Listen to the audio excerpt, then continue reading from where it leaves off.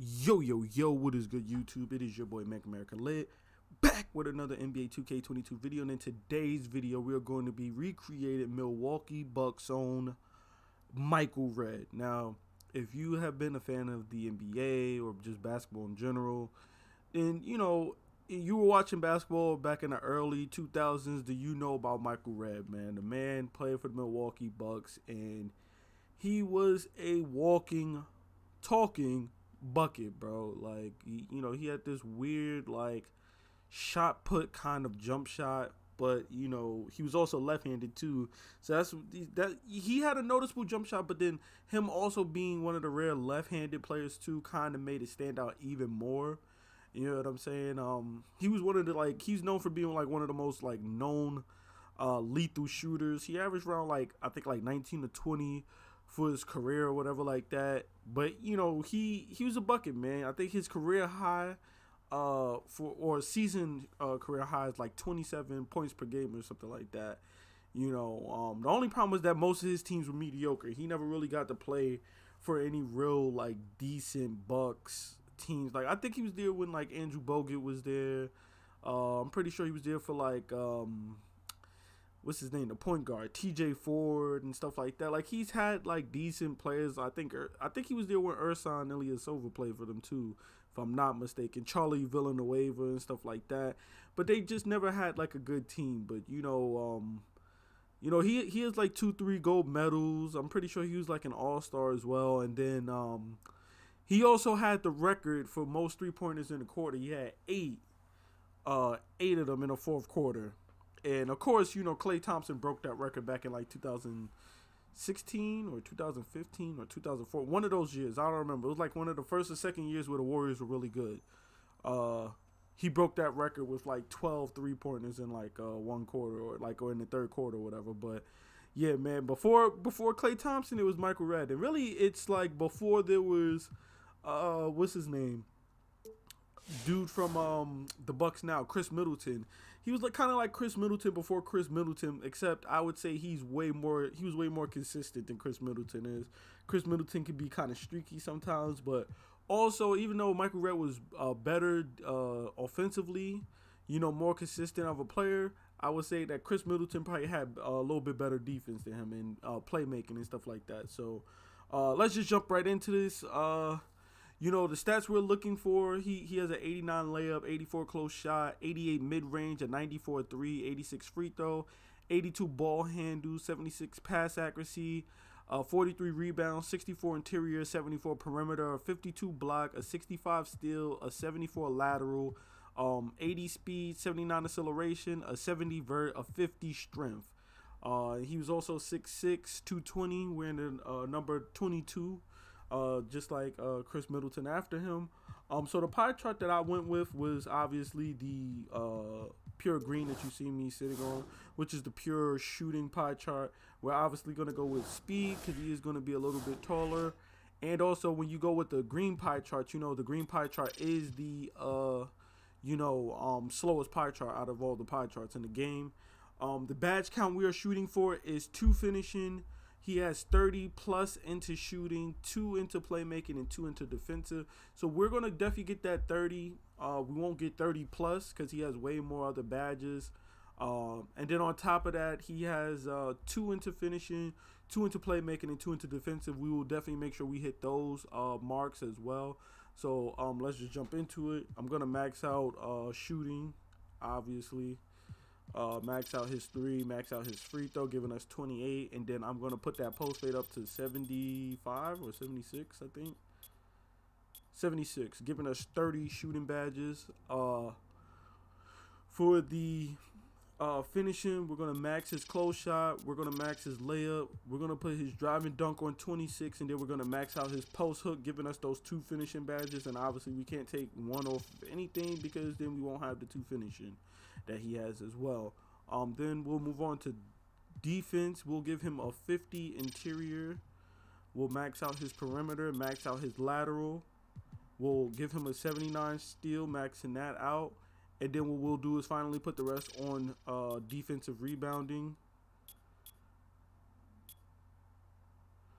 giving him a total of 5 defensive badges. And then right here, we're going to max out pass accuracy and then max out ball handle, maxing out his playmaking at 11. So as you can see, we got the 2 finishing that he has, but we went well and beyond getting the 2 playmaking and 2 defensive he has. So not only will you have the playmaking of Chris Middleton, Chris Middleton, the playmaking of Michael Redd, but you're going to have more playmaking than he has and more defense than he has, making this build just that much better. We're going to put him up to 6'6" or whatever like that. And here's the thing. Now, he is 220, right? So you can make him 220. You see what you get for 220. You get a little bit less speed or whatever, but, you know, you get +2 in your interior defense. Not that it matters because you're going to be on the wing. And, you know, if you look at these stats, if you have +4 from Gym Rat, that's going to be an 80 speed and a 78 acceleration. That's not bad at all. That's actually pretty close to his stats in an 80 speed and a 79 acceleration. You just be one off for the acceleration, but you're basically there, 78. You know, that's not too bad. You know, that's very what can I say? That's very close to his actual physical attributes, right? But what you can do is bring it down to 182 and get a 79 speed, 77 acceleration. So with +4, you're going to be way faster than him. Then you add the +4 that you get for hitting 99 overall. You're going to be way quicker than him. You're going to be able to get loose off of screens and stuff like that. If you put on slippery off ball and stuff like that as well, you're just going to be way, way better. You know what I'm saying? So I would advise you to go lower on the weight. And you don't really lose much except for your interior defense. And it's like that doesn't even matter because you're going to be on the wing on this build. At the most, you would get put at the 3, small forward. But you're going to really be playing the 2 most of the time because you do have a decent pass accuracy at 79. So if there's like a 2-way sharpshooter or something like that on the court with you, more likely than not, you're going to be put at the 2 and he's going to get put at the 3 because you're going to have a higher pass accuracy than him. And then with the wingspan, I went with default wingspan because like this isn't going to be a very good defensive build. Even though you get 5 defensive, you get a 75 steal, 73 lateral, 73 perimeter. You're decent at defense. You're decent. You'll be able to stay in front of your man. You'll be able to get some stops here and there or whatever like that. You got 5 defensive badges, which isn't too bad. You're not like at 1 badge or 2 badges like he has. You know what I'm saying? So you'll be able to get clamps and stuff like that. Maybe a pickpocket if you think you need that, or a pick dodger to get around those screens and the left, right, and stuff like that. You know what I mean? You'll be able to put some badges on there to help you. You know what I'm saying? Maybe some interceptor as well.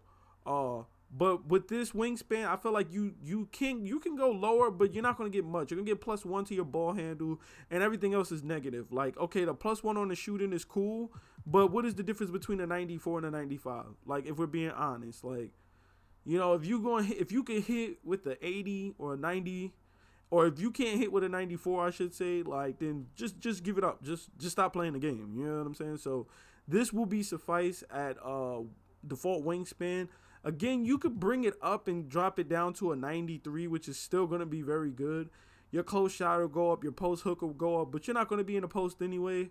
And you lose 1 to your ball handle, but it doesn't matter. You'll still get the 70 overall ball dribble moves regardless. And it does do some good to your, you know, defense and stuff like that. But I just feel like I mean, I guess you can go with this, but I just feel like it just doesn't matter. Like, you're still not going to be great defensively. You know what I mean? You're still going to be pretty average at best on defense. But for the sake of the video, I'll let you guys see what it looks like when we go with long wingspan. And then obviously you're going to choose spot up shot, create and take or whatever. Spot up shot, takeover. And then we're going to go to test build so we can look at the badges and stuff that he does have on. I mean, most of his badges are in shooting. So, you know, but I'm still going to put on the badges that he has. So he has bronze acrobat and bronze fast twitch. That's what we'll give him. We'll skip over the shooting for now. For playmaking, he just has silver glue hands. He doesn't have anything else. So now we have 9 badges left over because we did hook our guy up with some badges. So I think for starters, the first thing I'm putting on is silver bullet passer because I play a lot of rec. And I want to be able to pass the damn ball. You're not going to be able to pass the ball cross court or at all. You won't be able to dot anybody without a minimum of silver bullet passer. Really, you should be shooting for gold or Hall of Fame. But I'd say the minimum, you can't go anything lower than this. If you want to pass the ball, silver bullet passer. So we're going to get silver bullet passer. We're also going to get silver unpluckable because we do have a 70 ball handle. Might need to go up to gold depending on how we're feeling and the matchups we're getting, right? And then from there, I'm going to go with a bronze hyperdrive, a bronze quick chain, and then the rest we're going to throw on quick first step.